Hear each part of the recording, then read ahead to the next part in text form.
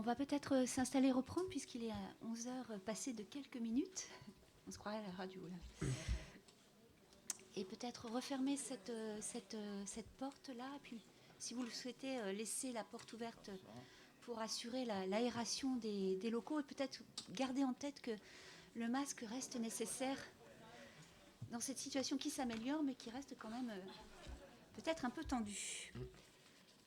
Alors on va peut-être débuter maintenant la seconde table ronde autour des écoles de journalisme face à la pandémie. Les sujets que nous allons aborder ensemble maintenant concernent l'incertitude sanitaire, les défis économiques et réglementaires qui ont été des enjeux pour les écoles. Alors dans le titre c'est marqué après la Covid, mais je crois qu'on n'est pas après, on est encore dedans. Donc on va essayer de faire une sorte de bilan, continuer le bilan de la première table ronde et puis d'avoir une perspective peut-être un peu plus projective des situations qu'on a rencontrées et qu'on essaye de transformer pour maintenant et la suite. Donc je vais me présenter très rapidement. Je suis Valérie Jeanne Perrier du CELSA, une des 14 écoles reconnues par la CPNEJ. Et je vais avoir un propos introductif assez court qui va me permettre peut-être de rappeler le contexte dans lequel on se trouve, dont vous avez entendu parler dans la première table ronde. Et puis, je vais présenter les intervenants et intervenantes qui sont avec moi réunis autour de ce sujet. Alors, je vais partir des mots, des termes, des expressions qui ont constitué pour les écoles le cadre quotidien de la gestion courante et de l'encadrement pédagogique entre mars 2020 et juillet 2021, et de leurs équipes aussi bien administratives que techniques. Alors je rappelle, suppression des cours à distance, demi-groupe avec une variante qui est demi-jauge, ensuite reprise progressive, autorisation de présence sur le terrain, couvre-feu, on ne l'a pas reprononcé ce mot-là, mais ça a été une contrainte très forte. À 18h, il fallait que tout le monde soit parti. Et donc, dans les écoles, à 17h, souvent, c'était Waterloo, Morne-Plaine, il n'y avait plus personne. Il fallait s'assurer que chacun puisse rentrer chez soi. Donc, je reprends, couvre-feu, circulaire, arrêté, dérogation, maintien des cours en hybride. Bref, tous ces termes ont constitué un ensemble pour pouvoir maintenir la qualité de la formation des jeunes journalistes de nos écoles. Alors, au sein de la CEJ, on l'a vu tout à l'heure, le travail en concertation via des réunions hebdomadaires a été très utile, malgré des statuts, on le verra tout à l'heure avec Roselyne Ringot, des statuts de chaque établissement qui étaient différents. Nous sommes pour certains un établissement autonome, une association, une composante d'une faculté, un département d'études, etc., etc. 14 écoles et des situations assez disparates. Et tout cela a permis de faire évoluer notre maîtrise des cours à distance avec des suites et des adaptations. Alors c'était notamment Alice Antôme qui s'excuse, elle est retenue à Sciences Po pour une réunion assez importante qui devait expliquer cela. Donc je vais reprendre ses propos, on a pu échanger, je vous donnerai quelques éclairages. Et nous avons dû aussi, conséquence systémique de cette mise à distance des étudiants, inventer en innovant et en créant de nouveaux processus de recrutement pour les concours. C'est Corinne Van Meris qui est juste à côté de moi qui abordera ce sujet-là. Et nous avons dû aussi accompagner nos étudiants en stage et sur la voie de l'insertion professionnelle en intégrant de nouvelles compétences pour les profils de nos étudiants. Oui, nos étudiants ont développé de nouvelles façons de travailler. On l'a découvert en marchant. Et ce sera donc Eric Nahon de l'IPJ et Pierre Ginaba de l'école de Toulouse qui aborderont ce sujet. Et on verra que tout ça a conduit à revoir et affiner davantage la relation avec les entreprises de médias qui ont été aussi des parties prenantes importantes de cette transformation en marchant des cursus de journalisme.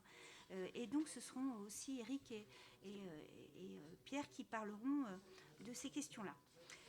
Enfin, ces changements se sont déroulés, je l'évoquais tout à l'heure, dans un contexte où chacun a aussi dû négocier. Je pense que le terme de négociation est revenu ce matin à de multiples reprises dans la première table ronde et on va encore l'employer. Chacun donc a aussi dû négocier un cadre d'enseignement avec différentes tutelles. Ça, je pense que Roselyne, tu l'expliqueras bien, en fonction de sa structure.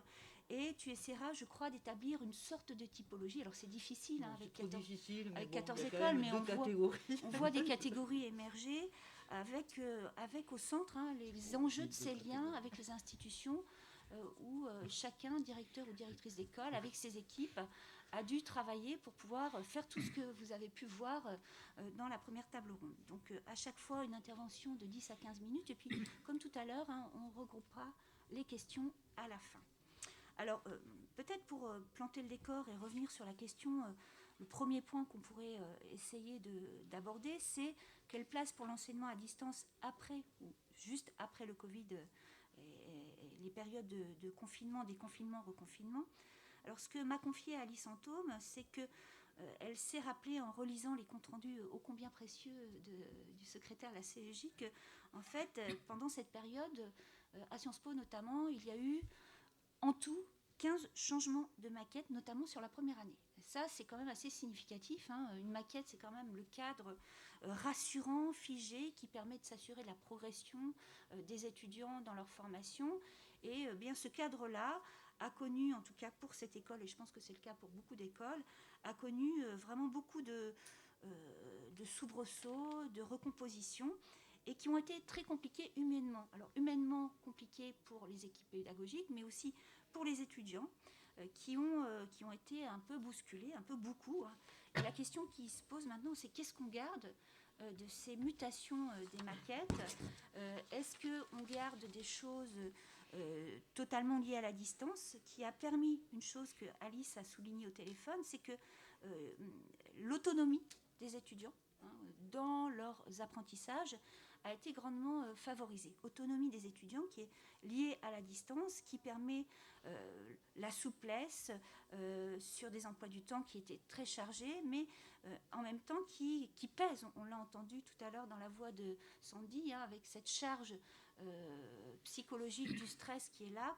Comment on fait pour essayer de trouver l'équilibre avec le présentiel, hein, qui est maintenant la règle à la rentrée. Il y a une injonction des tutelles, notamment du ministère, pour dire on fait revenir les étudiants, ils redeviennent pleinement étudiants en présence.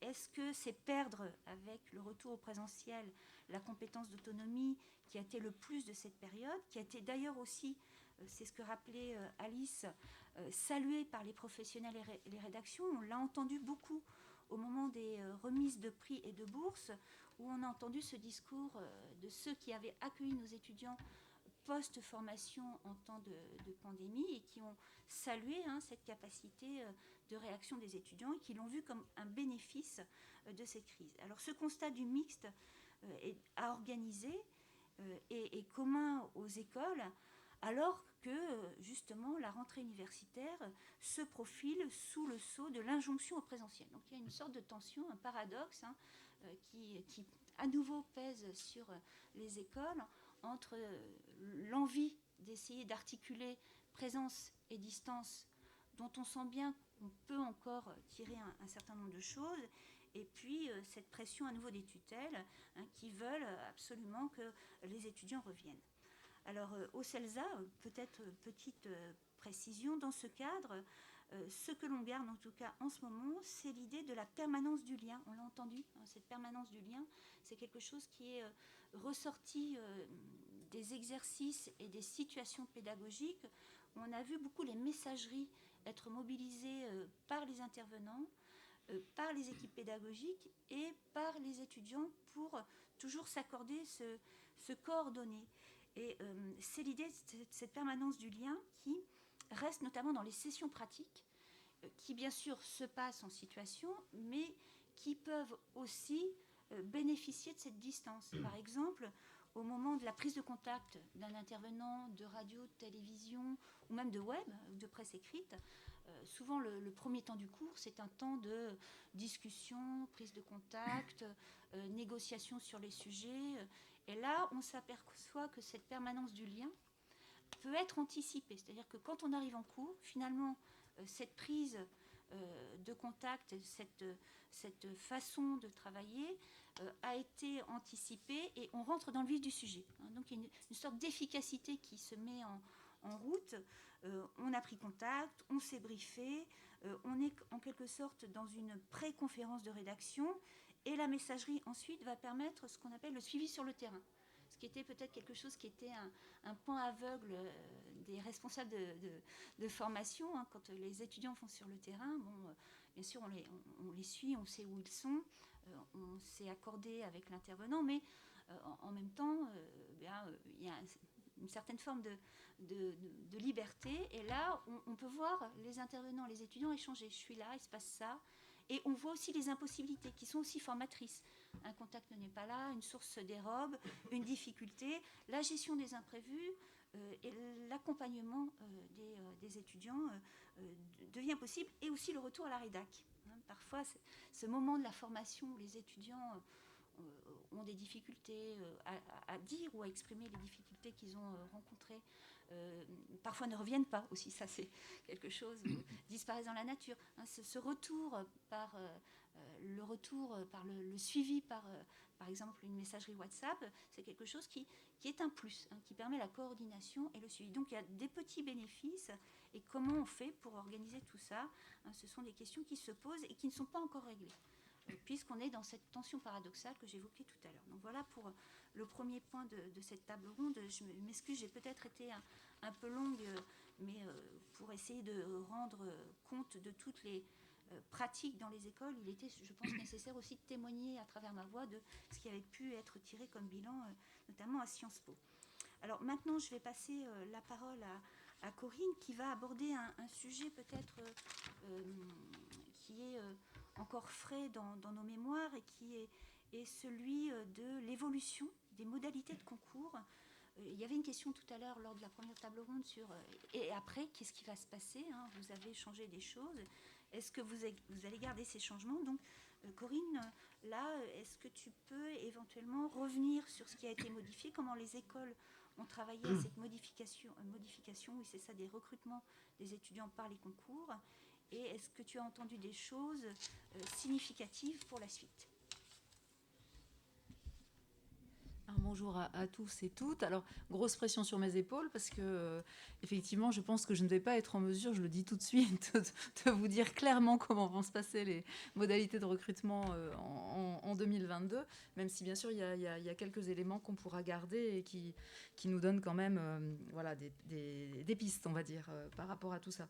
Alors, je vais vous faire quelques éléments de contexte et puis un petit rappel chronologique, puisque, en fait, on est à 2 années de recrutement différents, donc 2020 et 2022, donc 2 promotions qui n'ont pas été recrutées globalement, parce que c'est un tout petit peu plus compliqué que ça, de la même manière que précédemment. Donc on est au printemps 2020. On est pour nous dans les écoles en plein moment des recrutements en fait, hein. On a des calendriers qui ne sont pas tous donc dans les 14 écoles reconnues exactement les mêmes, hein. Il y a des écoles qui recrutent un peu plus tôt que d'autres, mais globalement c'est la grosse actualité pour nous. On est en plein recrutement de nos étudiants. Donc, on a dû revoir en toute urgence et de chez nous, donc chacun au sein des équipes, à distance bien sûr, nos modalités de recrutement donc au printemps 2020. Et sans aucune visibilité en fait, c'est-à-dire que et là c'était fonction des écoles et peut-être du degré d'optimisme des uns et des autres, mais certains pensaient qu'il fallait tenir, effectivement, qu'on était confinés en mars, on était confinés en avril, ça allait peut-être aller mieux en mai, est-ce qu'on n'allait pas pouvoir quand même faire nos entretiens en direct en juin? Voilà, les plus optimistes pensaient qu'il fallait continuer à creuser cette voie-là, et d'autres trouvaient que c'était vraiment très, très audacieux. Donc il y a eu beaucoup, évidemment, tout ça a suscité beaucoup de discussions en interne dans les écoles, j'imagine, et aussi dans nos fameuses réunions du mercredi matin, maintenant institutionnalisées. Voilà, donc c'était des questions qui se posaient. Et puis, bon, voilà, la question de la distance, évidemment, a pris le pas. Donc, globalement, on a toujours des épreuves d'admissibilité, donc avec un grand nombre de candidats, et puis des épreuves d'admission, hein, qui vient donc recruter donc nos futurs promos, donc avec un nombre plus limité plus limité d'étudiants. Globalement, donc tout ce qui concernait l'admissibilité a basculé en études de dossier, hein, à la différence de ce qui se pratiquait avant. Je vais préciser, c'était pas le cas pour toutes les écoles. Donc on est passé de concours écrits avec des épreuves écrites qui duraient une journée, 2 journées, en présence des candidats qui viennent de toute la France, dans différentes écoles, donc différentes villes de France qui passent donc ces épreuves écrites. Donc bien sûr ça, 2020, on a annulé ces dispositifs. Et l'autre élément important, donc, pour la phase d'admission, on est passé des entretiens qu'on faisait donc en direct avec des candidats qui revenaient, donc pour ceux qui avaient été recrutés pour passer les épreuves d'admission, qui revenaient dans ces différentes villes pour faire des entretiens entre 1 heure, 2 heures, une vingtaine de minutes, en fonction des modes de recrutement des différents établissements. Voilà. Et donc là, on est passé pour ces entretiens de motivation en visio. Alors j'apporte cette petite précision, c'est que des écoles avaient déjà fait le choix, donc avant la crise sanitaire, de supprimer les épreuves écrites et de travailler déjà sur l'étude de dossier. Donc ça n'avait rien à voir avec la crise sanitaire, c'était une réflexion qui était donc plus ou moins avancée selon les établissements, mais qui était déjà quand même dans nos esprits, c'est-à-dire est-ce que ce type de recrutement, faire venir autant d'étudiants plusieurs fois, etc., c'était quand même quelque chose qu'on avait en tête. Évidemment que la crise sanitaire, évidemment toutes les interrogations, la subtilité de nos réflexions, évidemment, a balayé d'un trait. Mais on va voir par la suite qu'effectivement, cette réflexion-là, évidemment, s'est poursuivie. Donc là, on était en 2020. Donc là, toutes les écoles, études de dossier et entretien d'admission en visio. Je reviendrai après sur les réflexions que ces modalités elles-mêmes se posent à nous. Alors, rentrée 2021, on est relativement optimiste jusqu'au 15 septembre, et puis après on se rend compte que la situation est de nouveau est compliquée. Donc je ne reviens pas sur les dispositions dans les cursus qu'on a dû changer évidemment.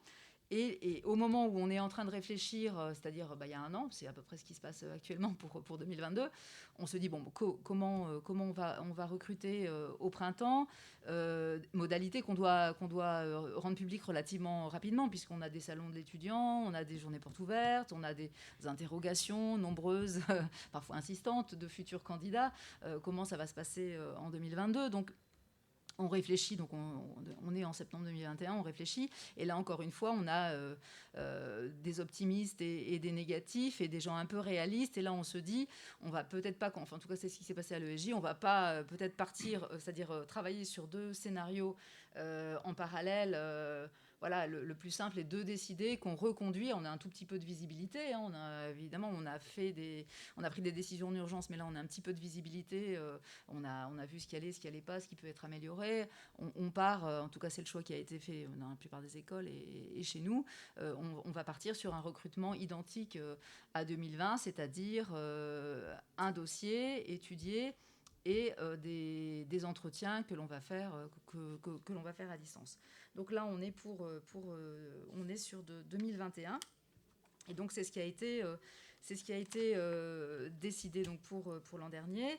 Donc je reste sur le factuel et la chronologie. Donc là, on est à la rentrée 2021, et donc je vous disais, effectivement, c'est en ce moment qu'on discute des modalités de recrutement de 2022. Alors, à ce stade, et si ma petite comptabilité est exacte, j'ai le sentiment qu'on va repartir sur des modalités qui ne sont pas complètement éloignées de ce qui s'est passé en 2020 et en 2021, même si dans le détail, évidemment, et vous le verrez sur les sites des différentes écoles, il y aura sans doute des choses qui sont peut-être un peu différentes dans les modalités, mais j'ai le sentiment que l'on va rester sur ce dossier. Je vais revenir un peu dans le détail sur la question du dossier d'admissibilité, et qu'on va, pour des raisons qui seront peut-être pas liées à la crise sanitaire, même si on n'a pas non plus de certitude par rapport à ça, on va peut-être pas revenir sur l'idée que globalement, les candidats vont faire une espèce de tour de France des villes dans lesquelles se trouvent des écoles de journalisme et qui recrutent, puisque vous le savez, les candidats, en général, capitalisent sur le temps qu'ils ont passé à préparer les concours d'entrée dans les écoles de journalisme. Et c'est assez rare qu'ils ne passent qu'un seul ou 2 concours. En général, la moyenne, c'est, je pense, 4 ou 5 concours. Pour multiplier les chances, c'est bien normal. En général, hein, l'année qui précède le concours est une année de préparation. Il y a différentes modalités de préparation, mais c'est de toute façon extrêmement lourd pour les candidats. Donc, ils passent généralement plusieurs concours. Voilà. Alors, ça, ce sont les grandes lignes. Alors, une école indique, j'ai fait un petit sondage chez mes camarades, une école indique qu'éventuellement, elle pourrait proposer à la fois les oraux donc d'admission, à la fois en distanciel et à la fois en présentiel. Donc, c'est juste un exemple, mais c'est pour vous dire qu'il y a différentes approches qui sont encore à l'étude, qui sont encore en discussion, et que ça n'est pas tranché dans tous les établissements. Donc voilà, grosso modo pour le factuel et la situation aujourd'hui. Après, je vais faire quelques petits focus plutôt sur le fond et ce que ça a pu nous amener comme réflexion. Alors, je reviens sur la question du dossier d'admissibilité, puisque certaines écoles avaient déjà fait ce choix. Donc, je vous disais que la réflexion par rapport à ça, elle était antérieure à la crise sanitaire. Elle nous a contraints au départ de le faire. Et la meilleure preuve, c'est que c'est a priori ce qui va être retenu pour une bonne partie des établissements. Donc, et qu'on n'est plus dans la contrainte. Donc, on peut imaginer que la réflexion qui a été faite, c'est que ça apporte un certain nombre d'avantages. Donc là, je vais parler pour ce que moi j'ai pu observer, puisque à l'école, ça fait presque une quinzaine d'années que je m'occupe du recrutement. Donc, on a vraiment vu l'évolution des épreuves, on a vu l'évolution de nos étudiants, on a vu l'évolution des contraintes aussi, peut-être d'ordre social et de la volonté de nos établissements de favoriser aussi la diversité sociale dans nos recrutements. Et à un moment, c'est pas que des mots, quoi, c'est aussi des mesures assez concrètes qui sont mises en place par rapport à tout ça. Par rapport au dossier, moi, j'ai le sentiment que les candidats que j'ai pu voir donc à l'oral de motivation, en ayant eu la phase d'admissibilité basée sur ce dossier, qui était un dossier, petite incise, que l'on avait bâti en urgence en 2020, mais que l'on avait bâti avec le recul et un peu plus de réflexion en 2021, j'ai le sentiment que quand on avait en face de nous des candidats, on les connaissait mieux. C'est-à-dire que le dossier, bien sûr, a servi dans une première phase à faire un premier choix parmi les candidats, donc dans la phase d'admissibilité. Mais une fois qu'on avait les étudiants en face de nous, on savait un peu, on avait pu étudier leur dossier, on avait des productions écrites de leur part, on les connaissait mieux. Donc ça, moi, j'ai trouvé ça assez positif. Je ne sais pas si c'est partagé par mes camarades, mais j'ai trouvé ça assez positif. C'est plutôt, disons, un bénéfice, c'est quelque chose sur lequel on peut s'appuyer pour aller plus près du candidat et pas avoir une espèce de batterie de questions un peu identique pour tous nos candidats qui défileraient, voilà, et à qui on poserait pourquoi vous êtes journaliste, ah oui, je suis curieux, d'accord, etc. On pouvait aller un petit peu plus dans le détail de la personnalité des candidats. Et donc moi, à ce stade, je trouve que c'était extrêmement profitable. Alors, dans ce que mes camarades ont répondu dans le petit questionnaire, par rapport à ce qu'ils ont pu eux observer. Le petit écueil peut-être, c'est que cette étude de dossier, donc au niveau de l'admissibilité, a pu favoriser des parcours de jeunes qui avaient déjà, par exemple, des expériences de journalistes. Voilà, donc ça, c'est dans une école, ça a été observé. Donc peut-être ça fait une différence. Après, on peut se dire que c'est aussi une modalité de recrutement et un critère de recrutement qui n'est pas non plus complètement indécent. Par rapport à d'autres éléments, d'autres à l'inverse ont eu le sentiment que c'était des profils un peu plus scolaires qui avaient mieux réussi les dossiers d'admissibilité, donc avaient pu passer cette première étape de façon un peu plus facile. Voilà, sur le dossier, j'ai globalement le sentiment que c'est un document et des éléments qui nous sont extrêmement utiles à toutes les phases du recrutement. Alors, autre question qui s'est posée et que peut-être vous vous posez, c'est finalement ces deux promotions recrutées donc différemment. Est-ce qu'elles sont différentes des précédentes? Est-ce qu'il y a des éléments un peu massifs qui reviennent jusqu'à nous? Alors bon, pour celle qui vient de rentrer, là, on est encore dans une phase d'observation, donc je ne vais pas pouvoir répondre à cette question aussi précisément. Pour la promo qui est sortie, qui a été donc intégrée en septembre 2021 et qui donc pour les écoles qui proposent un master entre en deuxième année, et donc on a pu observer pendant un an, il n'y a rien d'extrêmement saillant comme grande différence avec leurs prédécesseurs. Là, je n'ai pas observé, moi, à l'ESJ, de grandes différences par rapport à la typologie des étudiants, au pourcentage de boursiers, à la répartition hommes-femmes, etc. C'est pas massif. Une école, dans mon petit questionnaire, indique quand même qu'il y a eu 4 départs dans cette promotion. Donc là, par contre, ça, c'est un élément. Donc il faudrait, il y a peut-être des biais, qu'il faudrait analyser. Évidemment, peut-être qu'on ne peut pas en tirer de grandes conclusions. Mais effectivement, ce sont des choses qu'on observait, qu'on n'observe pas généralement, puisque ce sont des concours hyper sélectifs. Donc en général, quand on arrive, on reste jusqu'au bout. Donc c'est assez rare. Et puis 4 départs, c'est assez rare.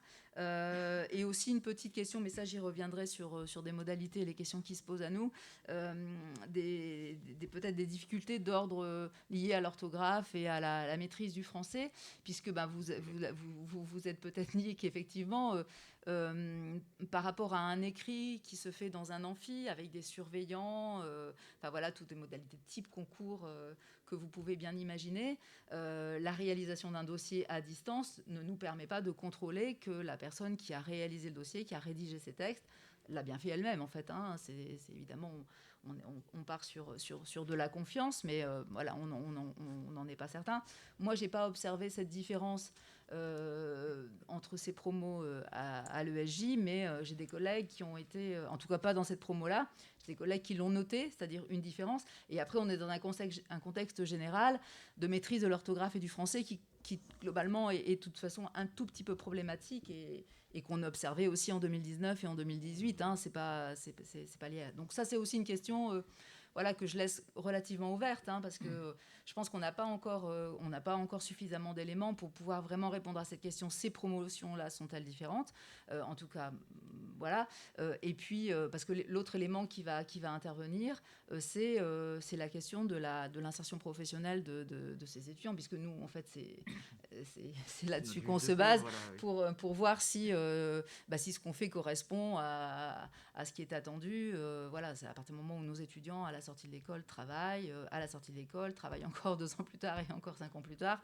Voilà, et donc là, évidemment, il nous faut un tout petit peu de délai pour pouvoir imaginer. Je fais juste une dernière petite, parmi les questions qui se posent pour nous, puisqu'on doit vérifier, je vous parle du français, la maîtrise du français, on doit aussi vérifier les connaissances en actualité, la culture générale et cette capacité à pouvoir passer d'un sujet à l'autre, avoir ce socle qui nous paraît important avant d'intégrer une école de journalisme. C'est vrai que vérifier ça dans ces modalités de recrutement, c'est pas simple. Donc nous, on a fait un petit test l'année dernière qui n'a pas arrangé nos stress qui ont été décrits tout à l'heure assez voilà, c'est-à-dire qu'on souhaitait tester le français et l'actualité, ce qu'on a fait à distance puisqu'on avait décidé de ne pas faire venir de candidats à Lille. Comme on a à peu près 1000 on avait à peu près 1000 dossiers, on s'est dit oh là là, est-ce que nous en interne on a les ressources? On s'est dit oh là là non, et on a fait appel à un prestataire extérieur qui n'a pas pu répondre, qui nous a laissé vraiment dans la panade. Ça a été un fiasco, pour dire vite. Et on a donc remis, nous, en interne, un concours de ce type-là. Mais c'est vrai que là, on est encore en phase de réflexion par rapport à ça. C'est-à-dire qu'on a il y a une vraie volonté de notre part de pouvoir tester ce niveau de français, cette capacité d'un jeune à s'intéresser au monde qui l'entoure et à le comprendre. Ça nous paraît vraiment incontournable avant d'intégrer une école. Et les modalités de ce type de test à distance, voilà. Mais et là je conclus vraiment là-dessus, la question de la distance, globalement, dans les écoles, on a bien conscience que c'est sur le plan économique, évidemment extrêmement profitable pour les familles. C'est beaucoup moins coûteux, c'est beaucoup moins stressant. Ça met probablement les candidats dans de meilleures conditions pour pouvoir passer ces recrutements. Donc ça, c'est vraiment un élément qui pèse beaucoup plus lourd que ces petites questions que l'on se pose autour des fraudes et des difficultés de vérifier, ce qui nous paraît incontournable, quoi. Merci beaucoup, Corinne, de ce panorama. Peut-être on reviendra dans les questions pour avoir un petit peu plus de précision. Tu évoquais dans ton propos le fait que la finalité de l'action dans les écoles et de la formation, c'est de s'assurer que les étudiants aillent de manière fluide vers l'emploi. Justement, c'est le point qu'on va aborder maintenant avec Pierre Ginaba et Eric Naon. Nous étions confinés avec nos étudiants. Et les médias également, hein, les rédactions. Et donc la question qu'on peut se poser, c'est quelles conséquences sur les relations avec les entreprises? Comment est-ce qu'on a fait pour essayer de maintenir le lien et s'assurer que nos étudiants puissent éventuellement continuer à faire ce qu'ils faisaient auparavant, c'est-à-dire faire des stages, concourir sur des bourses et aussi éventuellement trouver des CDI, des CDD. Comment on a pu travailler sur ces questions-là, notamment sur les stages, sur les concours, sur l'insertion professionnelle, hein, c'est le point que vous avez préparé tous les deux. Absolument. Et donc je vous laisse la parole. On va juste faire un petit retour en arrière pour recontextualiser, puisque là on est à 18 mois et on a déjà oublié certaines choses, mais en fait il faut se souvenir qu'il y a eu deux discours du président de la République. Un, le 12 mars donc 2020, qui annonçait que le lundi suivant, donc le 16, que les crèches, écoles, lycées et universités seraient fermées. Ça, c'est le 1. Donc, il a fallu le vendredi, le lendemain, expliquer à nos étudiants qu'ils allaient rester chez eux et qu'on allait adapter nos cours, tout ce qui a été déjà traité. Ce qu'on a fait, puisque dès le lundi, pour la plupart, ou au plus tard, une semaine après, c'était calé et les cours ont pu ou continuer ou reprendre. Et après, il y a le deuxième discours qui, lui, arrive le 16 mars, donc le lundi, et qui dit le mardi 17 à 12h, on ferme, on reste à la maison, et puis plus rien ne bouge. Et ça a eu un effet, j'allais dire, enfin tel que je l'ai ressenti moi, c'était une sorte de, vous imaginez la bombe atomique et puis une vitrification, quoi. C'est-à-dire qu'il y a un truc, une chape qui vous tombe dessus, parce qu'on vous dit on arrête, mais personne n'avait l'expérience de ça, personne ne savait ce que c'était, personne ne savait ce qui allait se passer, quelle en serait la durée, puisque bon, il a annoncé 15 jours, mais tout le monde avait bien compris que ça durerait plus. Donc on se trouve à ce moment-là dans cette situation et on est donc mi-mars et c'est la période où normalement les stages sont calés, où les étudiants vont pas tarder à partir. Donc nous on reçoit ça, mais les entreprises se trouvent exactement dans la même situation.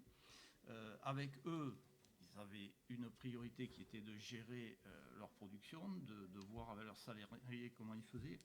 Donc je veux dire, il y a eu une première période de 15 jours, peut-être 10-15 jours, où en gros il se passait à peu près rien ou pas grand-chose. Les étudiants et les étudiantes, évidemment, eux s'inquiétaient puisqu'ils avaient leur stage à faire. Donc on a fait quoi? On a pris évidemment contact avec les médias partenaires qui sont... En fait, il n'y en a pas beaucoup quand on regarde bien. Dans l'ensemble, il y a un paysage où il y a 35 000 journalistes, où il y a, mais des médias où vont beaucoup d'étudiants, c'est pas des milliers. En tout cas, c'est vers ceux où il y a le plus de possibilités qui se dirigent en priorité. Donc ça permet de faire une tournée assez rapide, de voir le panorama. La plupart des réponses au tout début, c'était bon, ben, on ne sait pas nous-mêmes et donc on ne peut pas vous dire. C'est comme ça que ça s'est passé. Et donc avec aussi cette idée qu'eux-mêmes devaient gérer à l'intérieur leur fonctionnement. Assez rapidement quand même, donc du coup il y en a qui ont dit bon mais pour le moment on fige, on gèle et il ne se passe rien.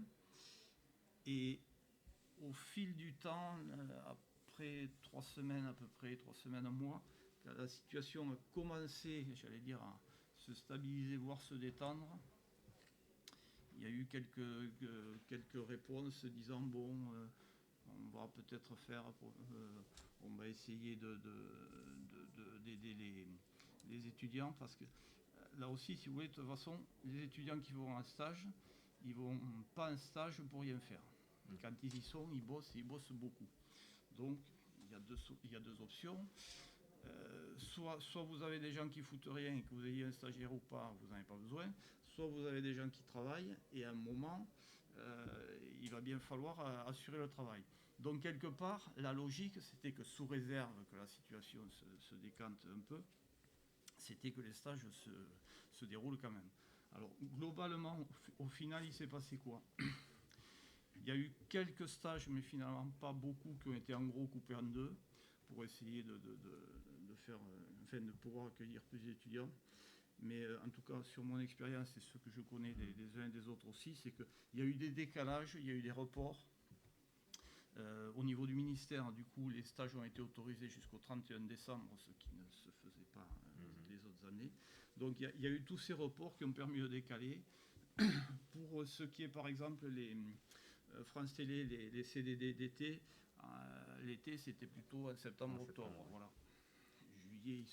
Juillet, août, ils sont restés en expectative, mais les postes et les places ont été assurés.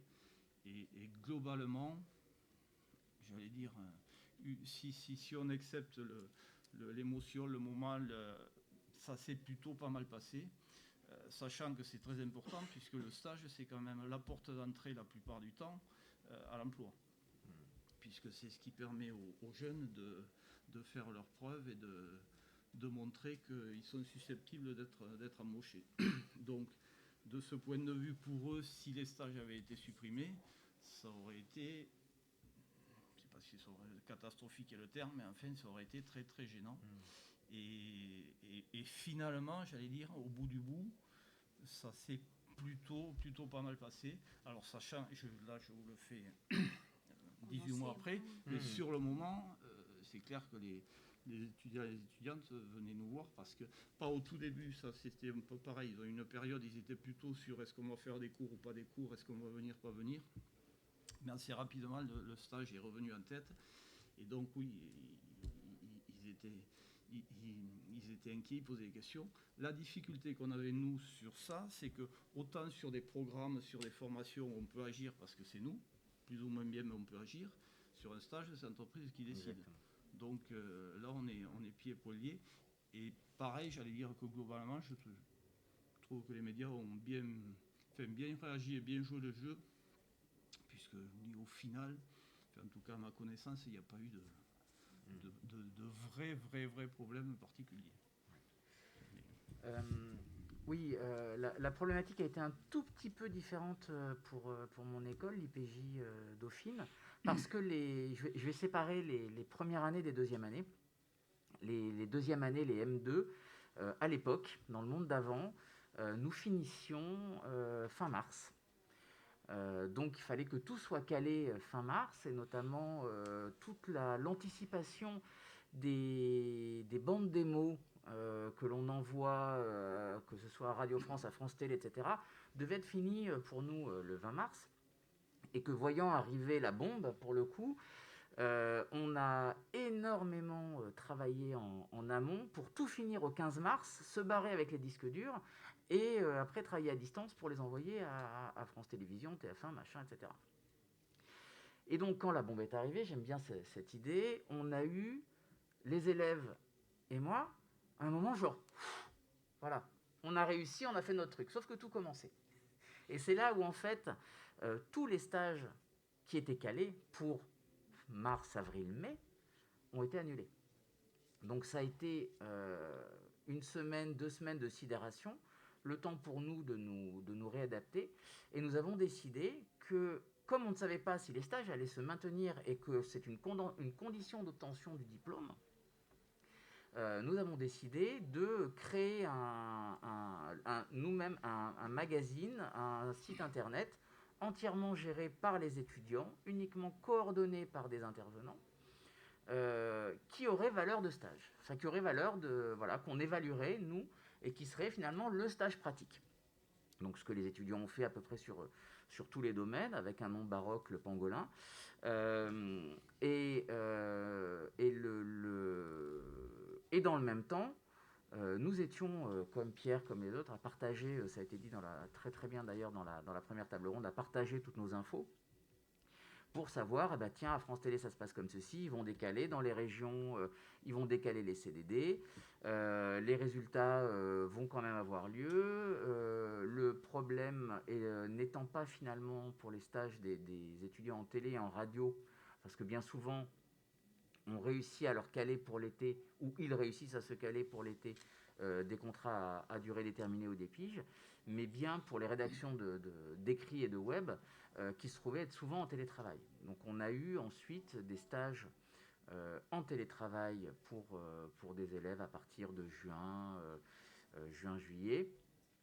Et voilà, des stages qui ont été maintenus. Bon, j'ai noté des noms de journaux, mais ça ne sert à rien de donner des bons et des mauvais points. D'autres qui ont été purement et simplement annulés parce que les équipes étaient déjà totalement désorganisées et étaient totalement en distanciel. Donc comment accueillir en ce cas-là? Et d'autres, au contraire, qui ont travaillé entièrement à distanciel et qui ont recruté des élèves. Et j'ai une élève qui a commencé son stage en distanciel, qui a signé son CDI à l'issue de son stage en distanciel et qui n'a rencontré les équipes que de manière informelle au moment de la réouverture des bars ou dans le courant de l'été, quelque chose comme ça. Donc c'est une situation tout à fait atypique qui a évidemment, mais ça a été très bien dit aussi tout à l'heure, généré pas mal de stress et d'accompagnement des deux côtés. Mais au final, je rejoins, et en ayant fait un petit tour assez informel des 14 écoles, on n'a pas eu trop de... On s'attendait quand même à une énorme vague de chômage, parce que depuis le temps qu'on a ce discours extrêmement... il n'y a plus de presse, on n'a plus besoin de journalistes, etc. On s'est rendu compte que les rédactions qui avaient été quand même pas mal décimées par le Covid, enfin pas décimées, mais en tout cas bien impactées, pardon, et assez, avec beaucoup de malades, et donc des gens à remplacer, avaient des besoins de journalistes formés, notamment pour l'été, de gens qui n'avaient pas pu prendre des vacances, de gens qui étaient malades. Et ce sont nos étudiantes et nos étudiants qui ont eu ainsi une chance de s'insérer et peut-être dans des meilleures, paradoxalement, peut-être dans des meilleures proportions que l'année d'avant. Voilà. Et sur l'année suivante, donc les étudiants qui avaient eu leur première année, ces pauvres étudiants qui ont été diplômés l'année dernière, ont commencé par avoir à Paris une énorme grève des transports, puis le Covid, grève des transports, gilets jaunes, Covid 1, ça c'était leur première année. Donc déjà pendant les grèves des transports et autres, on avait mis en place des cours à distance.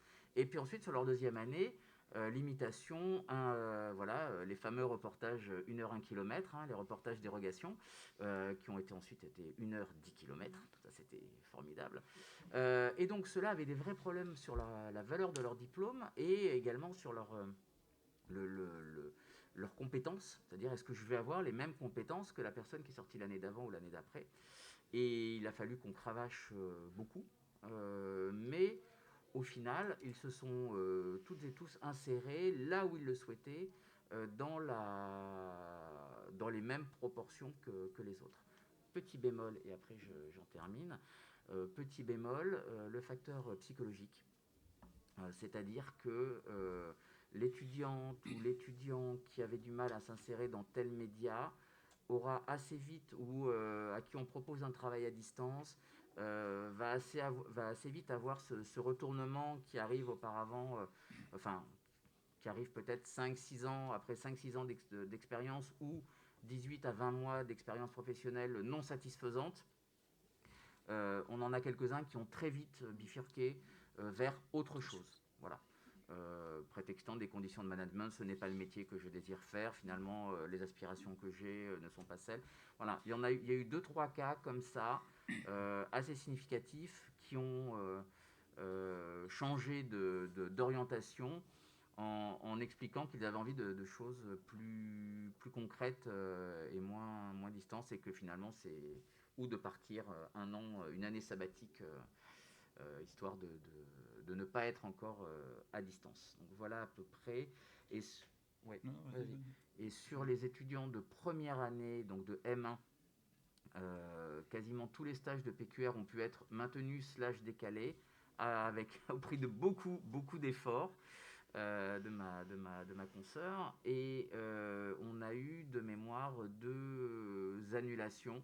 Donc là, on n'a pas fait, ces étudiants n'ont pas fait de stage en presse quotidienne régionale, mais ils en ont fait un à France Football et l'autre à Slate, à distance. Donc un stage ordi, quoi. Voilà. Donc c'était pas très. Mais ils ont eu ensuite la 2e année pour faire des vraies expériences, enfin d'autres expériences professionnelles. Voilà à peu près ce qu'on pouvait dire. Juste rajouter sur la situation aussi par rapport à l'insertion après l'embauche, notamment pour la presse. Il faut savoir que la presse, donc quasiment plus de journaux vendus. Alors certes, ça leur a permis de développer le numérique, mais on sait à peu près tous que le rapport numérique papier, tant qu'on n'a pas vraiment beaucoup de numérique, ça pose des soucis. Quand vous avez un chiffre d'affaires pub qui chute de 80%, pas un mois, mais pendant plusieurs mois, vos ventes qui chutent de 70%, de fait, on se pose des questions sur la pérennité, et à l'intérieur de l'entreprise, ils se disent c'est pas maintenant qu'on va embaucher. Donc ça, d'un point de vue, j'allais dire, la climat, c'était pas... Enfin, ça encourageait pas beaucoup, on se disait pas, bon, ça va faire comme l'année d'avant. Et par tout un tas de solutions diverses et variées, visiblement, ils sont tous restés à flot, en tout cas au flot où ils étaient déjà.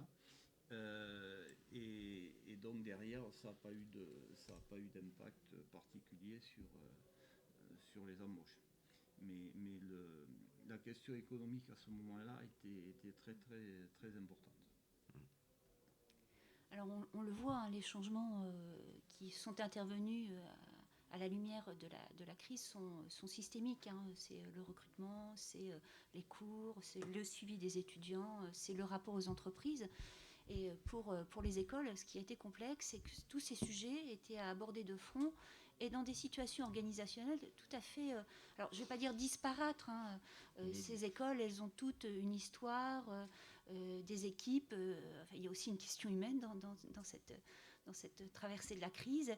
Et c'est le point que tu vas essayer de synthétiser, Roselyne, en essayant de regarder comment les structures ont pu avoir une influence aussi sur la manière dont on a traversé cette crise, à la fois de manière, j'allais dire, individuelle, chaque école, mais aussi collective à travers la CEJ, qui a été, encore une fois, et je pense que c'est un peu le leitmotiv de ces tables rondes, qui a été un point d'ancrage pour pouvoir asseoir un certain nombre de choses et regarder à travers le brouillard des différentes étapes pour essayer de se projeter vers la suite et de continuer à avoir une sorte d'espérance, c'est peut-être un bien grand mot, en tout cas insuffler de l'espoir à nos étudiants.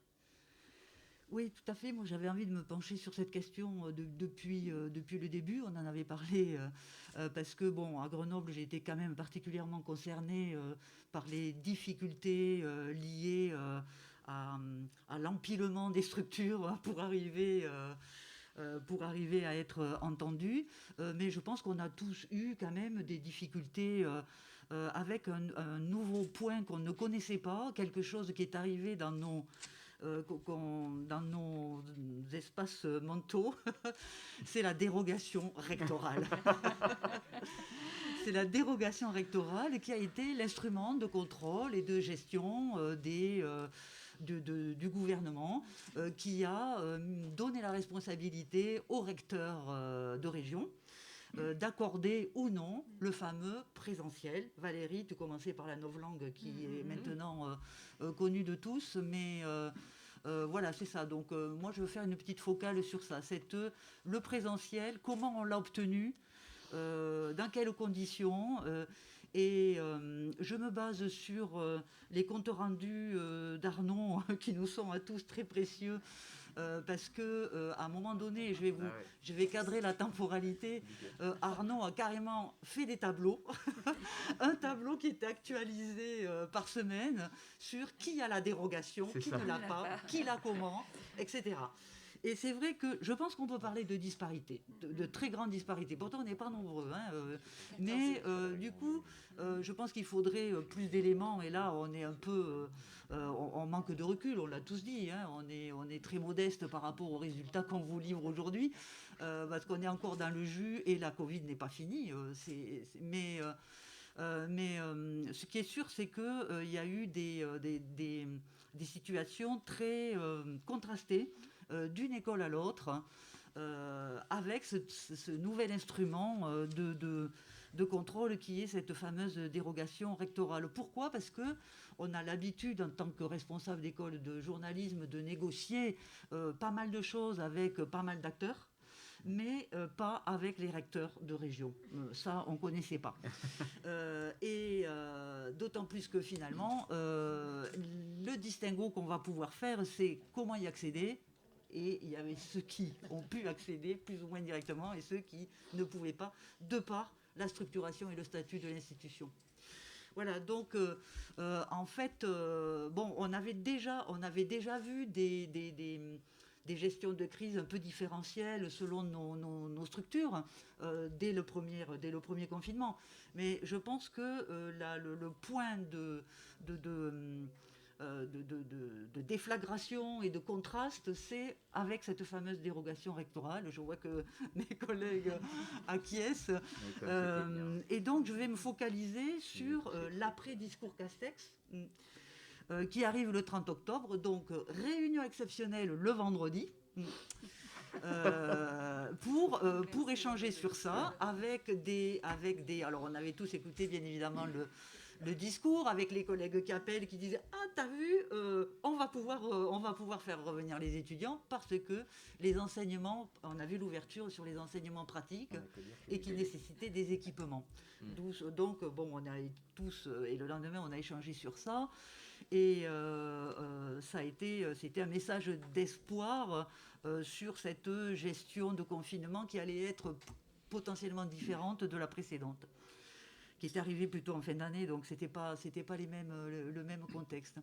Donc voilà, je vais me focaliser sur ces 4 semaines de novembre finalement, où après ça continue en décembre, mais en fait les bornes temporelles, c'est effectivement le discours de Castex du 30 octobre, et après la prise de conscience via la médiatisation de la question de la santé mentale des étudiants. Et là, je pense que les universités et tout le monde académique, de l'enseignement, etc., a réussi à faire, et les étudiants aussi, bien évidemment, ont réussi à faire entendre ce message-là, qu'il fallait que les étudiants reviennent dans les universités, la médiatisation des suicides, etc. Donc en décembre, on voit une inflexion du gouvernement sous la pression, sous des pressions, parce qu'on a quand même eu des prises de position de la ministre assez compliquées à recevoir pour nous du point de vue de la direction des formations. Donc le 4 novembre, alors, et là on voit qu'on a des approches complètement différentes sur les structures auxquelles on appartient. Sur le fameux point du 4 novembre de Arnaud, on voit qu'il y a déjà 3 écoles qui ont des dérogations. C'est-à-dire un envoi hyper rapide, une réception hyper rapide et un traitement express. 3, notamment 2 qui sont ici. Donc voilà, après, tout le monde dit, ça y est, on prépare les dérogations, on les envoie. La semaine suivante, on est tous en attente. Sauf les 3 qui les conservent. La semaine suivante, on est tous en attente.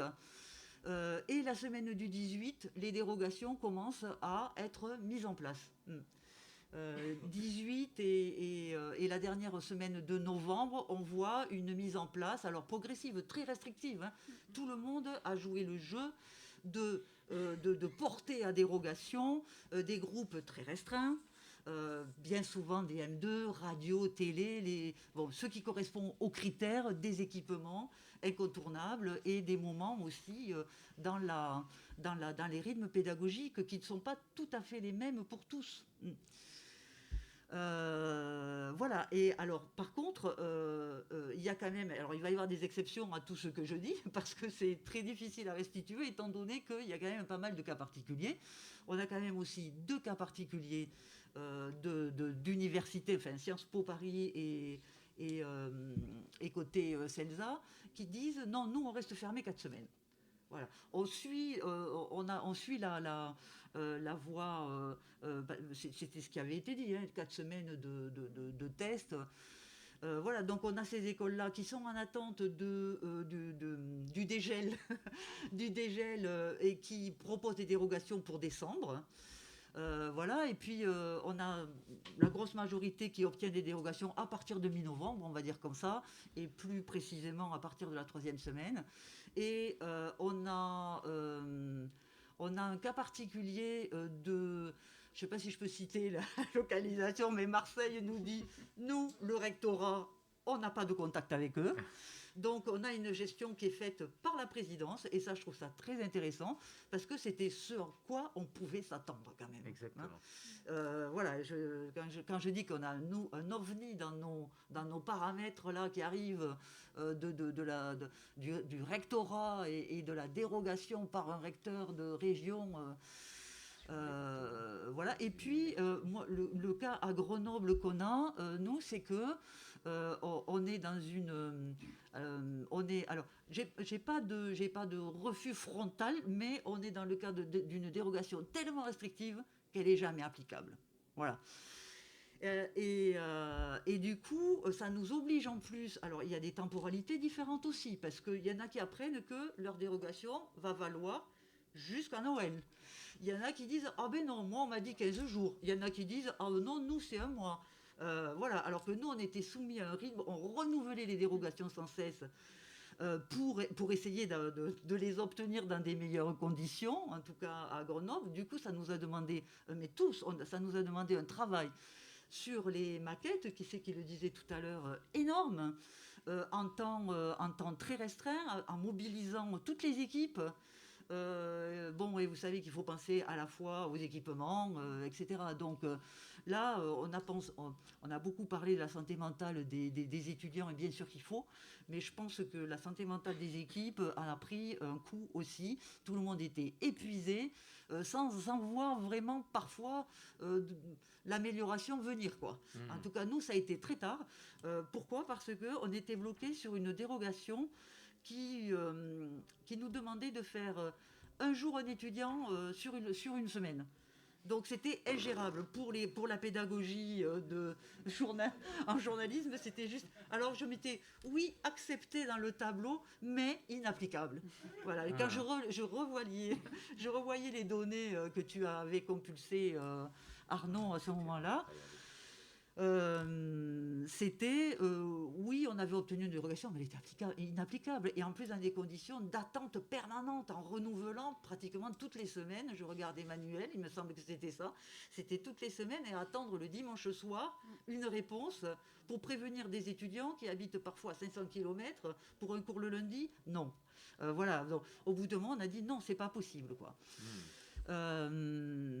Voilà, alors dans la disparité, dans ce qui a été accordé comme dérogation, sachant que voilà, aucun cours n'a repris normalement. Il ne faut pas s'imaginer que même avec les dérogations, on avait 15 étudiants ou 30 étudiants en face, etc. De toute façon, il n'y avait que les cours pro.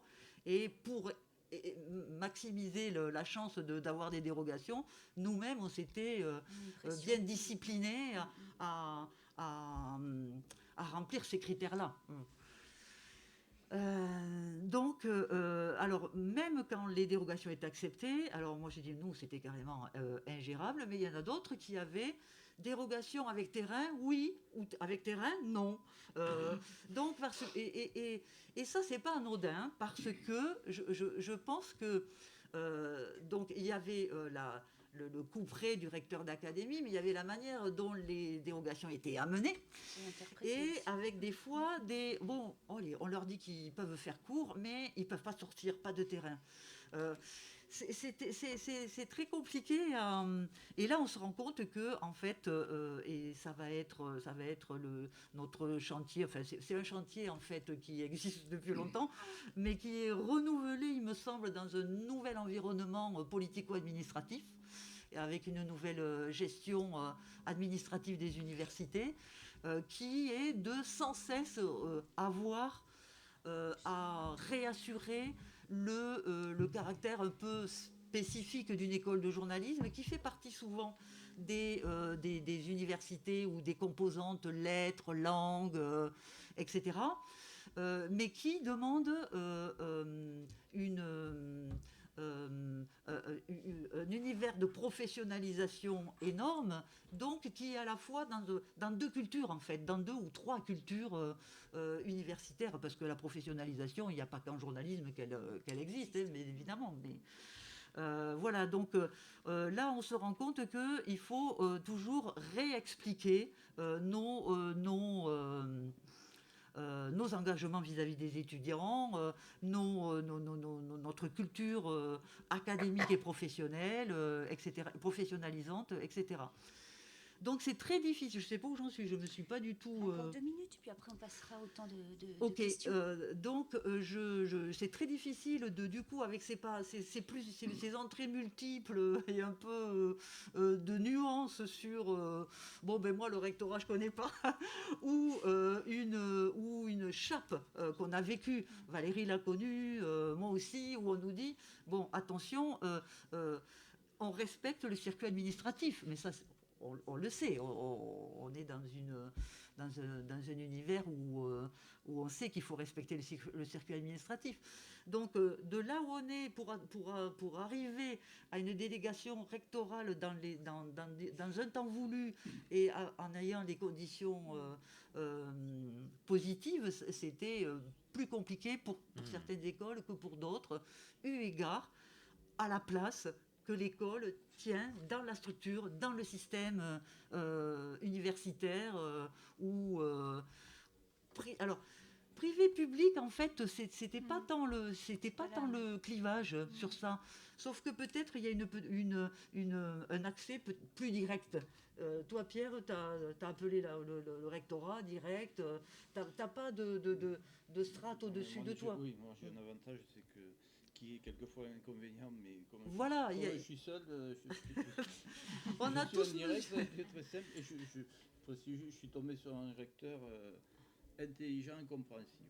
Voilà, donc moi de mon côté par exemple, impensable d'aller trouver le recteur de région. C'était moi il fallait que je respecte une structuration UFR, enfin département UFR, VP formation, etc. C'est le vice-président qui a envoyé les dérogations au recteur d'académie.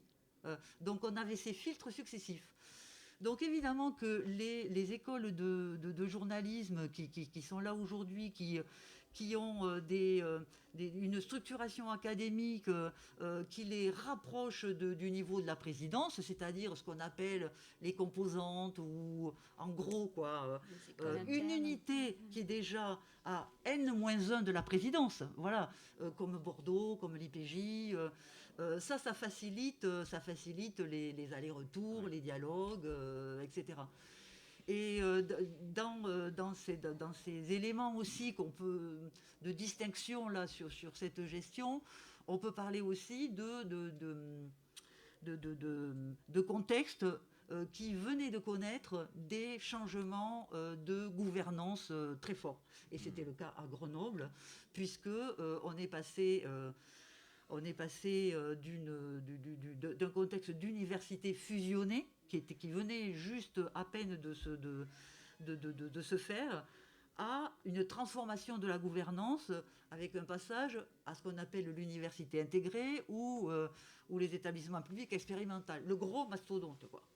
Donc là, on est du coup dans des situations où il faut expliquer la place d'une école de journalisme qui est minuscule en soi par rapport à l'environnement global dans lequel elle existe.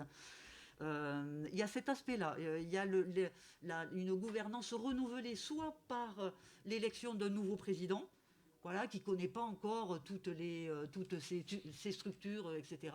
Et ça a été le cas chez nos collègues sur d'autres questions que celle-là, hein, mais il faut toujours réexpliquer.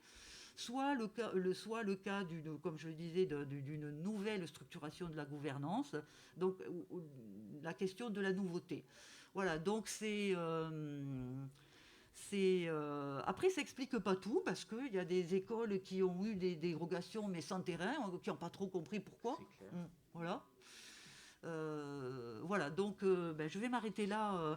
En tout cas, pour la prospective, c'est de se dire que la CEJ a peut-être un travail de porte-à-porte, je m'adresse au président, de porte-à-porte pour aller voir toutes les structures plus précisément avec les chefs, les présidents d'université ou les directions moi j'ai 2 structures de tutelle en plus, ce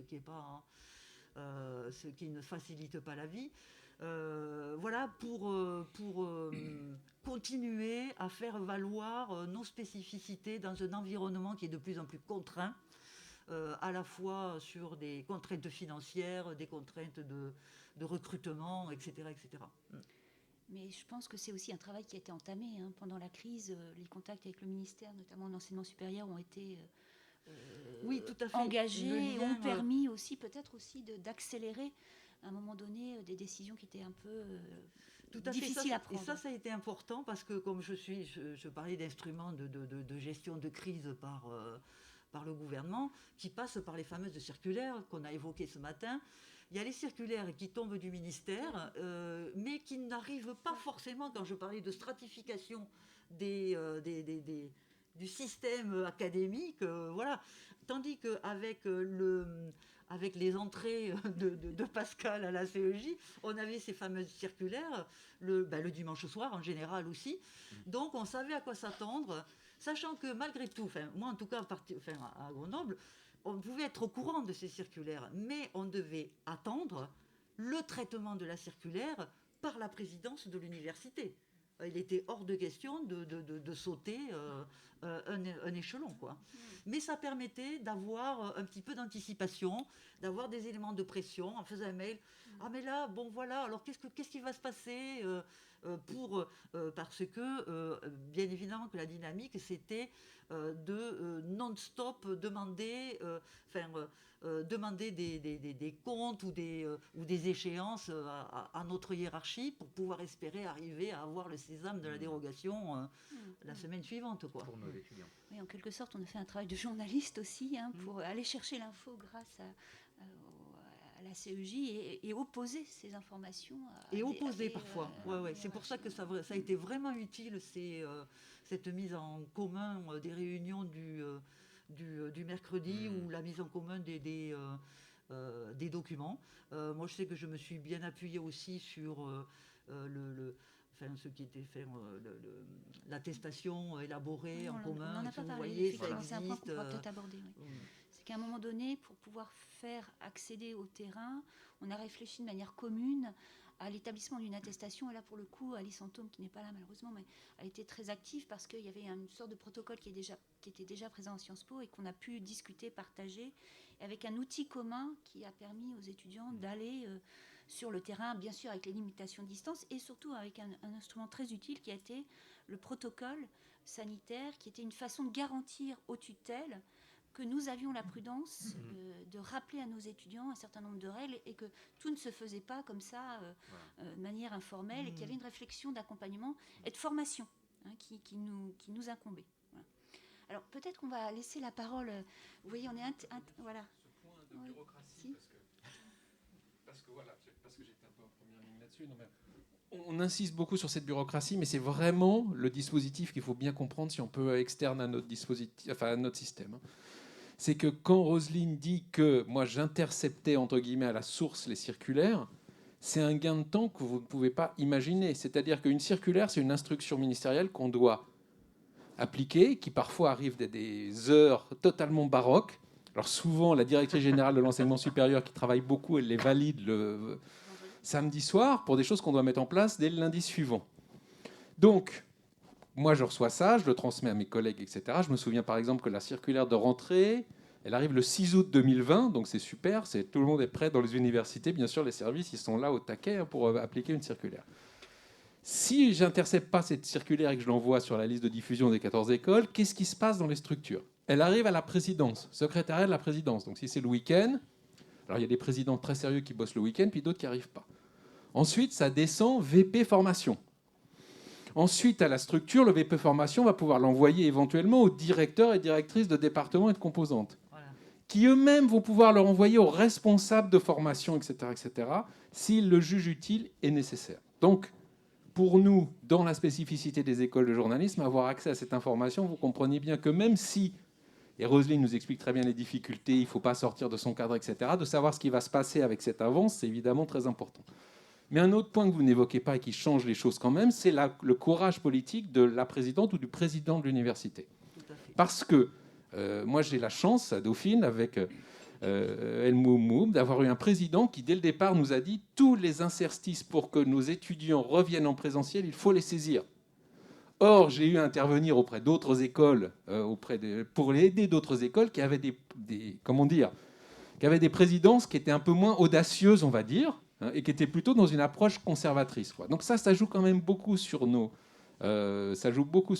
structures. D'autant que tu l'as dit, il y a ceux qui ont vu comme une ingérence le rôle du rectorat, et donc une atteinte finalement à la liberté et à l'autonomie des universités. Ça, c'est un peu ce que tu dis en soi. Et d'autres qui étaient bien contents d'avoir ça parce qu'au fond, ça les empêchait de prendre ça leur permettait de ne pas dire je ne vais pas donner la dérogation, quoi. Donc voilà, ça peut paraître un peu quand même de la bouillie interne, entre guillemets, mais c'est complètement fondamental dans la liberté de nos établissements. Je crois qu'Arnaud, tu veux compléter aussi. Oui, non, mais pour aller dans le même sens, mais une petite anecdote aussi qui démontre aussi cette absolue nécessité qui a été la nôtre d'être dans le cercle premier des informés, c'est qu'au début, quand il a été question des dérogations, j'y ai fait une toute rapide allusion ce matin, mais la grande question, c'était de savoir si le journalisme allait pouvoir en bénéficier. Oui, aussi. Et en fait, donc, grâce au fait que la CEJ commençait vraiment à être identifiée à la Direction générale de l'enseignement supérieur, grâce aussi aux liens que j'avais pu, moi, nouer directement avec mon rectorat, enfin avec mon recteur de région, je me suis trouvé destinataire d'un lien qui, en fait, ne s'adressait pas du tout à des gens assurant mes fonctions, mais à des présidents d'université, etc. J'ai assisté à cette réunion et où il n'y avait que des présidents d'université et des directeurs d'école. Et lors de cette réunion, en fait, chacun avançait discipline par discipline en disant est-ce que nous on peut, est-ce que nous on peut, est-ce que nous on peut.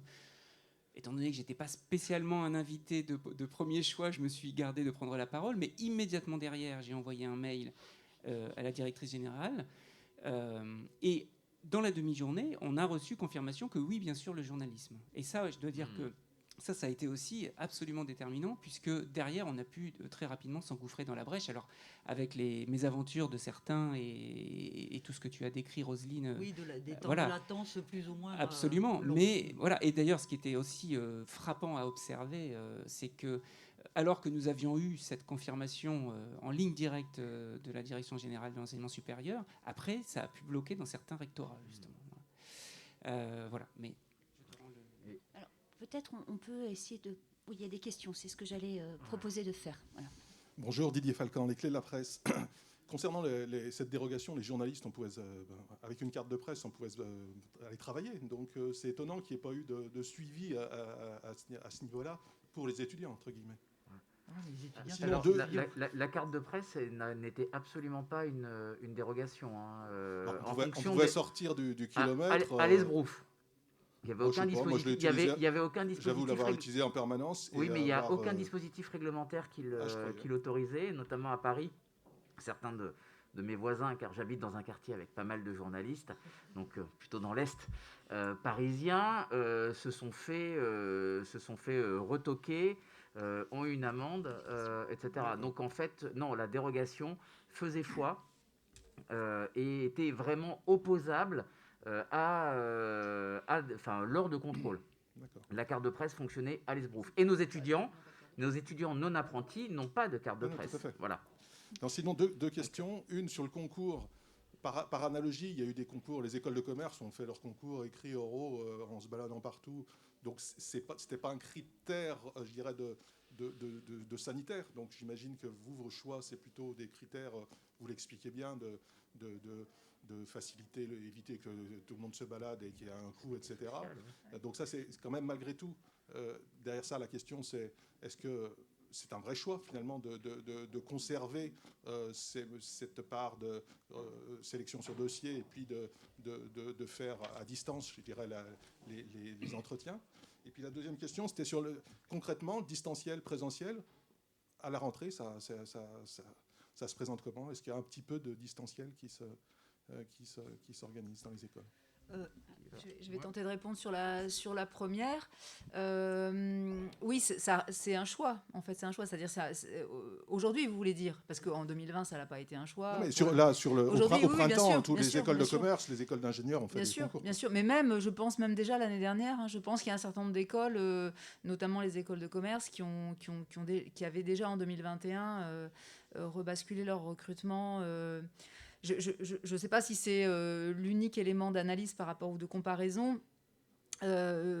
Pour ce que j'en sais, sur certaines écoles de commerce, ils ont pu mettre en place des dispositifs, notamment de lutte contre la fraude, avec des outils numériques hyper performants, mais aussi hyper coûteux. Je pense qu'on n'a pas tout à fait le même modèle économique dans les écoles de journalisme et dans les écoles de commerce. Je pense que ça peut-être, ça les a incités à poursuivre un type de recrutement d'une autre manière. En tout cas, nous, c'est vrai que cette obligation dans un premier temps, à cause de la crise sanitaire, a, je dirais d'une certaine manière, un peu accéléré une réflexion qu'on avait déjà et qui est effectivement liée à la diversité de nos candidats, de notre public. Peut-être pour vous répondre, je crois que Rosine, tu voulais réagir, mais non. Non, je réagissais, j'avais pas sur les cours. Je pensais que c'était une question sur les cours en présentiel. J'ai mal compris. D'accord.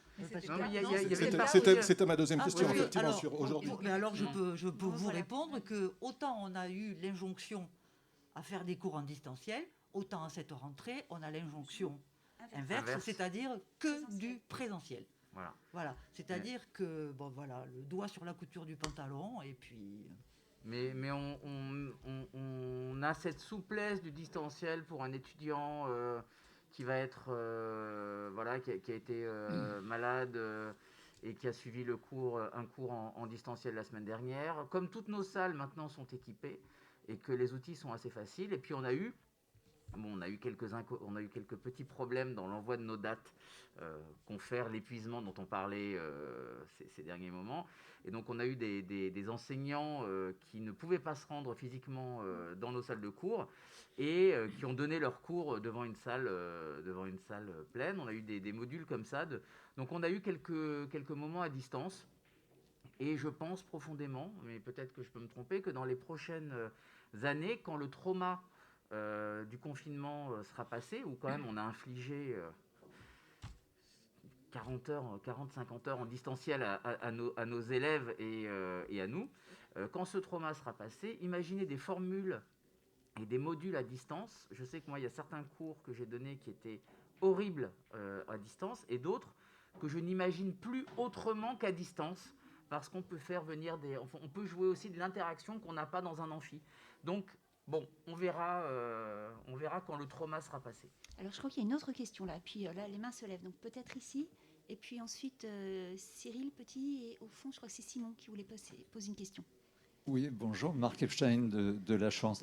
Je voulais juste rebondir sur ce qui a été dit sur la transformation des concours en distanciel. Du point de vue de nos bénéficiaires à La Chance, donc pour ceux qui ne nous connaissent pas, nous préparons gratuitement au concours des écoles de journalisme reconnues des étudiants qui sont boursiers, qui sont issus de milieux modestes, de zones rurales isolées. Du point de vue de nos étudiants, ça a tout changé.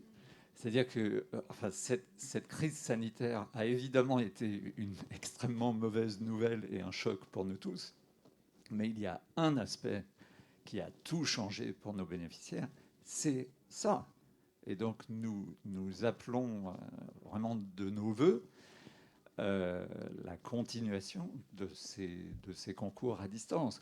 Quand vous avez, je pense à une ancienne bénéficiaire, quand vous êtes la fille d'agriculteur dans les Landes et que vous voulez tenter, nos étudiants, ils tentent en moyenne 7, 8 concours.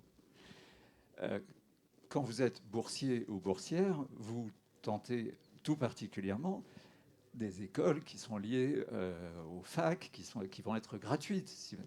Si vous êtes, encore une fois, la fille d'agriculteur dans les Landes et que vous allez tenter votre chance au QEJ à Strasbourg, à l'EJCAM à Marseille, dans plusieurs écoles en région parisienne, bien sûr à Bordeaux et ailleurs, il n'y a pas si longtemps, vous deviez envisager un budget très conséquent en termes de... Alors, les frais d'inscription, bien sûr, mais aussi les frais de déplacement, une nuitée d'hôtel, puisque les premières épreuves commencent à 9h. Et si vous avez la chance d'être admissible, eh bien, vous devez recommencer. Et il n'y a pas si longtemps, il n'y avait pas d'autocar Macron. On parle de train, on parle d'avion. Donc c'est quelque chose d'essentiel. Et si les écoles, et je crois bien volontiers que les écoles sont attachées à un recrutement plus diversifié que ça n'a été le cas pendant longtemps, je vous appelle en effet à maintenir ces concours distanciels, parce que les obstacles, le premier obstacle, nous sommes entourés d'employeurs, d'entreprises de presse qui mettent en avant l'importance de la diversité et qui proposent, par exemple, à nos étudiants des stages qui, comme par hasard, durent 7 semaines et qui ne sont pas payés. Je veux dire, le premier obstacle bête et méchant pour ces étudiants de ce profil-là, ça reste celui de l'argent. Donc voilà, je me réjouis de cette mutation des concours. Je ne voudrais pas me prononcer à la place de tous mes collègues, mais je crois que c'est vraiment un élément qu'on a pris en compte et qui nous a amené notamment à mettre en commun, au moins pour 5 écoles, une partie d'un dossier administratif qui permet aux candidats de faciliter l'accès à plusieurs concours. Alors je crois qu'il y a une autre question dans la salle. Cyril Petit.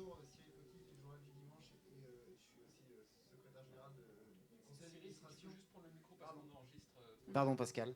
Donc Cyril Petit, Journal du Dimanche, et aussi secrétaire général du conseil d'administration de l'école de journalisme de Lille. Moi j'ai une question plus tournée sur les entretiens et le climat, enfin et le contexte. Est-ce que vous avez vu naître des vocations parmi les candidats sur les questions scientifiques, sur les questions climatiques, sur les questions de santé? Est-ce que vous avez vu une remontée de l'attachement entre guillemets au journalisme de fait? Est-ce que cette crise a changé les appétences des candidats? Moi, j'ai pas trop le sentiment comme ça, très spontanément.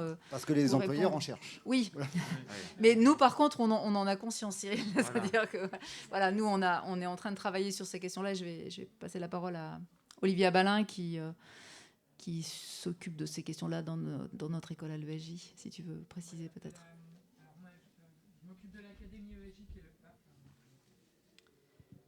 Bonjour, qui est aussi un parcours de préparation au concours des formations reconnues, mais j'ai un cursus scientifique moi-même et je me suis occupé du master en journalisme scientifique. Je note depuis un an et demi quand même un intérêt de candidats ayant un parcours généraliste à l'université, mais issus de bac scientifique pour aller vers des thématiques de journalisme scientifique, c'est-à-dire qui viennent nous voir en disant, qui viennent me voir en disant, en fait, le journalisme scientifique, ça m'intéresse et j'ai pas trouvé pour l'instant de moyens de m'y former. Comment on fait ?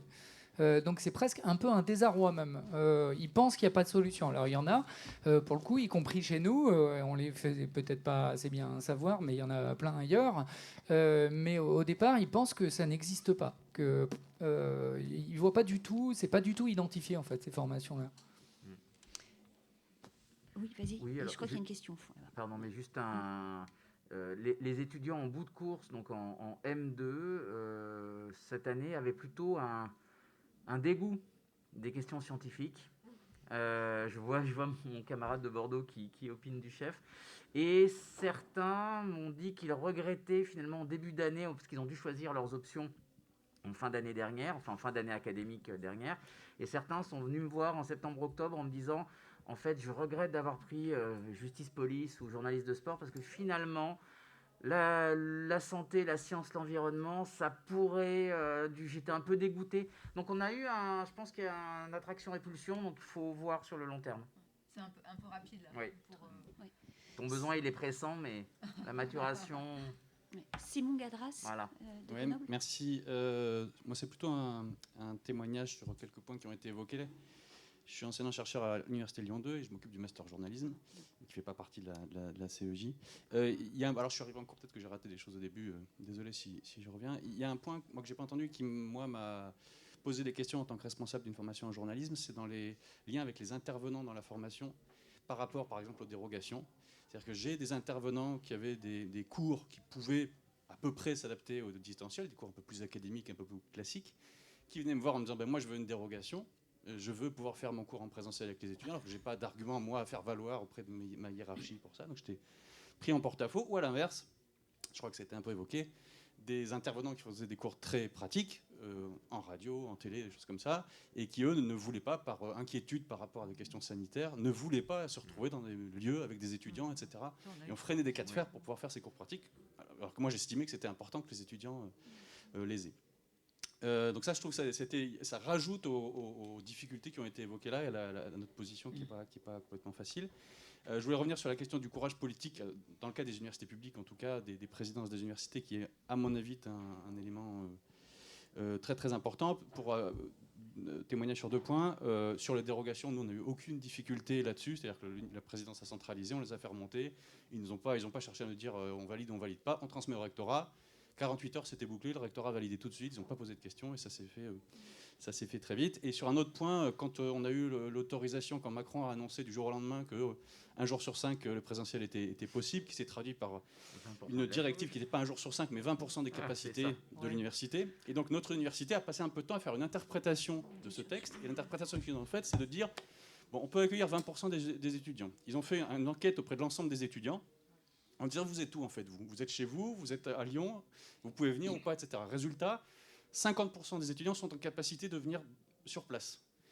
Ils ont dit, voyez, 50% entre les créneaux des uns et des autres, on n'aura jamais plus de 20% de personnes dans les locaux. Donc reprenez comme vous voulez en présentiel. Et donc là, pour le coup, on a clairement une interprétation qui est, peut-être un tout petit peu limite de la réglementation, parce qu'il y avait un courage politique qui était fort. Oui, mais ça, à ce moment-là, on est déjà aux 20%, donc la bataille est déjà gagnée. Les dérogations, en tout cas, de notre côté, les dérogations étaient déjà acquises, donc ça n'a pas changé grand-chose, finalement. Mais il a fallu... si, ça a changé. À 20%, on y a perdu, puisque moi, ça a été ma discussion avec le recteur, parce que quand j'ai demandé la dérogation à partir de février, il m'a dit je ne vous la fais plus parce que je ne peux plus vous la faire puisque c'est autorisé. Je lui ai dit oui, mais quand c'est interdit, j'avais 50%, quand c'est autorisé, j'ai 20%. Oui, il y a eu ces casse-têtes. C'est ça. Alors oui, tout dépend de l'interprétation qu'il y avait sur l'établissement, les locaux. Exactement. Nous, on a joué avec les locaux et avec l'aide de l'UFR. Ça s'est très bien passé, par contre, à ce niveau-là. Donc, pour dire qu'il y a un enjeu de politique intérieure aux universités. Oui, tout à fait. Et je pense qu'on a conscience. Et dernier point par rapport aux écoles de commerce, là, je ne connais pas ce cas, mais il y a une inégalité chronique qui a été constatée avec les classes préparatoires que le gouvernement a autorisé très très vite à reprendre les cours en présentiel, avec un discours en filigrane de ça c'est important, alors que ailleurs, faites comme vous pouvez, et puis avec tous les problèmes qu'on vient d'évoquer. Voilà. Et ça a été ressenti par les étudiants, cette inégalité de traitement.